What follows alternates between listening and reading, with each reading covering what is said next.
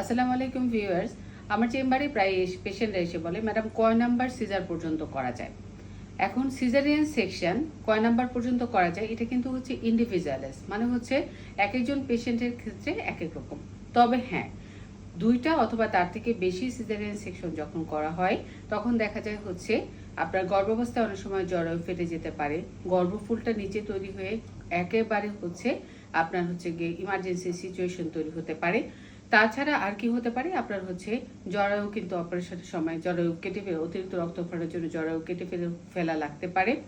এছাড়া operation time বেশি লাগতে পারে, অপারেশনের সময় আশেপাশে স্ট্রাকচার যেমন খাদ্যনালী, প্রস্রাবের থলি সব লাগানো থাকতে পারে এবং সেগুলোর মধ্যে ইনজুরি হতে পারে।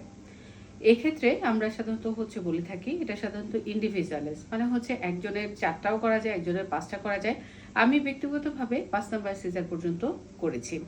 আরসিওজি গাইডলাইন অনুযায়ী আরসিওজি বলেছে এটা সাধারণত হচ্ছে ইন্ডিভিজুয়ালাইজ। তবে এখানে একটা কথা আছে যে আপনি যদি একটা বাচ্চার পরে আরেকটা বাচ্চা আপনি হচ্ছে 3 থেকে 4 বছর পরে নেন, মানে হচ্ছে বার্থ স্পেসিংটা যদি আপনার একটু বেশি হয়, সেক্ষেত্রে হিলিংটা খুব ভালো হয়। সেক্ষেত্রে আপনার হচ্ছে সিজারিয়ান সেকশনের হচ্ছে যেমন 4বার বা 3বার চান্সটা বেড়ে যায়, মানে আপনি আরো ভালো, মানে 2টা থেকে 3টা বা 4টা পর্যন্ত সিজারিয়ান সেকশন করতে পারবেন। সেটা হচ্ছে যদি বার্থ স্পেসিংটা ভালো হয় এবং হচ্ছে আপনার আগের অপারেশনের জায়গাগুলো ভালো থাকে।